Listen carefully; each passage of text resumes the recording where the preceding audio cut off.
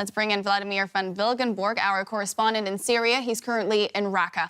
Vladimir, what are you hearing about the situation in Baghouz?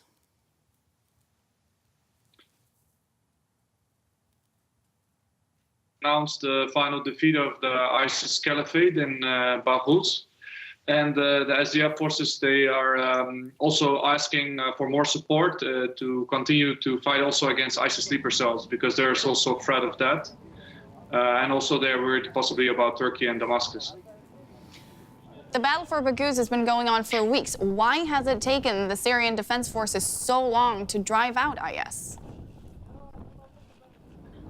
Well, in February, they thought that the battle will be over soon, but there was an unexpected amount of civilians still in Baghouz. And in the refugee camp of Al-Hol, there's now around 60,000 people, and most of them arrived from Baghouz. So the number of civilians that were still in Baghouz, they slowed down the offensive, and that's why it took so long, because they wanted to protect the civilians there. What happened to these civilians? Were they all brought to refugee camps? Yeah, the woman, most of the women and the children were brought to the camp, but most of the men, they were imprisoned, because most of the civilians that were still in Baghouz, they were actually supporters of ISIS. Most of them were the women. So that's the situation now.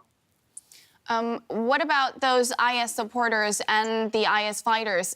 Have they been taken into custody, as you just said, as the supporters, and the fighters? Have they been killed or driven out? What's the situation? What's happening to them? Well, a number of ISIS fighters refused to surrender, so they were killed in the fight. The majority of them, they surrendered, and they were checked by the US forces and by the Syrian Democratic Forces, and they were brought to prisons.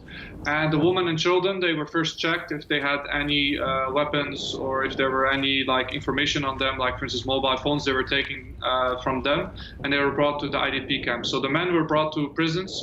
Those who didn't surrender, they were killed in the fight. And the women and children, they were brought to the Baghouz camp, where there's a special section for foreign ISIS wives and local women, Iraqi women. Thanks for your analysis, Vladimir.